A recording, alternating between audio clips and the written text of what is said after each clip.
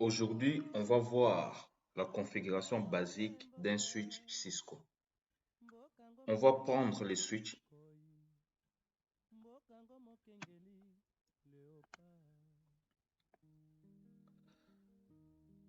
Maintenant, on va prendre l'ordinateur pour configurer notre switch. On va relier notre ordinateur avec le switch par les câbles console.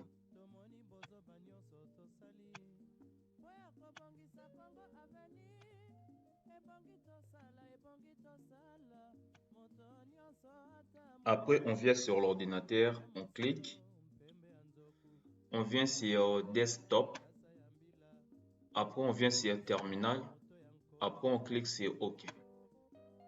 D'accord. Ben là, le switch, lorsque ça s'allume, ça vient avec certaines informations. Après, on clique sur Entrée. Bon, avec le switch, on a trois modes. On a le mode utilisateur avec les symboles supérieurs. On a le mode privilégié avec les symboles dièse. On a le mode de configuration avec les symboles dièse. Ben, là, on est dans le mode utilisateur. Maintenant, on va passer au mode privilégié. Et pour passer au mode privilégié, on va mettre la commande Enable. D'accord. Pour passer au mode de configuration, on va mettre config terminal.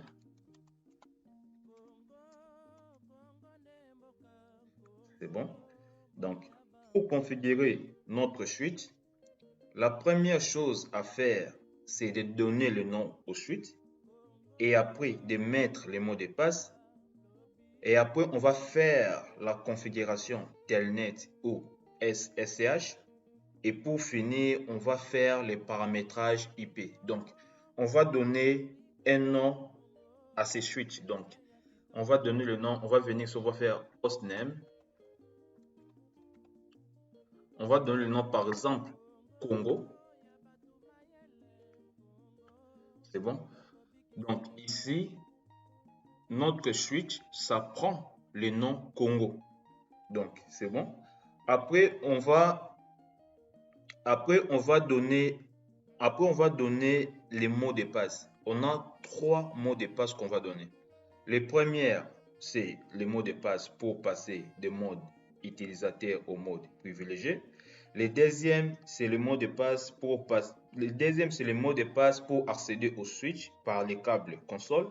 Et le troisième, c'est le mot de passe pour accéder au switch par Telnet ou SSH. Donc, on va mettre le mot de passe pour passer de mode utilisateur au mode privilégié. Donc, on va venir sur, on va mettre Enable Secret. Ici, on met le mot de passe, par exemple, 2010. C'est bon. Donc, après, on met le mot de passe pour accéder au switch par les câbles console. Donc, on va venir sur, on va mettre line console. On va venir sur, on va mettre password. Ici, on peut mettre le mot de passe, par exemple, 2020. Donc, c'est bon. C'est bon. Donc, après, on va mettre le mot de passe pour accéder au switch par Telnet. Donc, on va venir sur, on va mettre line VTY 0 espace 4. On va mettre password. On va mettre, par exemple, ici le mot de passe, on va mettre 2030. C'est bon. C'est bon. Maintenant, pourquoi j'ai mis 0,4. Cela signifie que 5 ordinateurs peuvent accéder au switch en même temps. Et ici, on va ajouter login. Pourquoi on ajoute login? C'est pour accéder au switch par Telnet. C'est bon? Maintenant, on va passer au paramétrage. Donc, on va donner l'adresse IP au suite. Quand le suite est nouveau, on n'a qu'une seule interface qui est le VLAN 1. Donc on va venir sur, on va mettre interface VLAN 1. On va donner l'IP adresse 192.168.1.2 255.255.255.0. C'est bon. Après on va allumer notre interface par non shutdown. Non shutdown. C'est bon. Donc, non shutdown. Après, on va mettre IP default gateway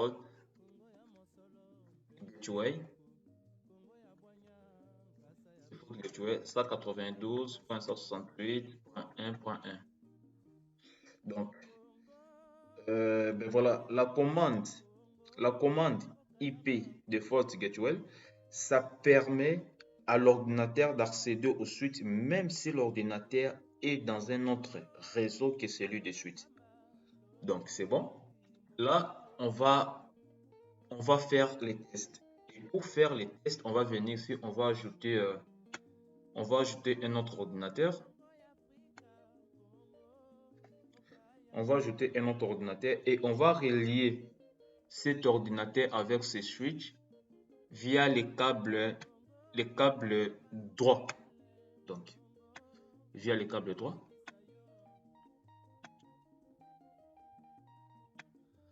On va donner l'adresse IP à cet ordinateur. Donc, on va donner l'adresse IP. On va venir ici.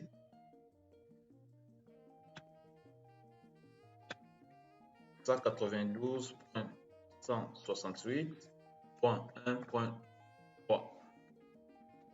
masque. C'est bon. Donc, après, on va cliquer sur l'ordinateur pour essayer d'accéder au switch par Telnet. Donc, on va venir ici.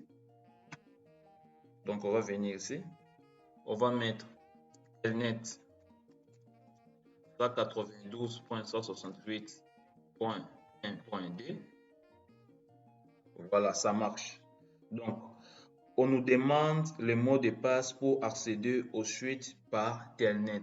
Donc, le mot de passe qu'on avait mis pour accéder au suite par Telnet, c'était 2030. Donc, je vais venir ici, 2030. C'est bon? Donc, après, on est dans le mode utilisateur. Et on va mettre Enable pour passer au mode privilégié. Donc, je vais mettre Enable. C'est bon?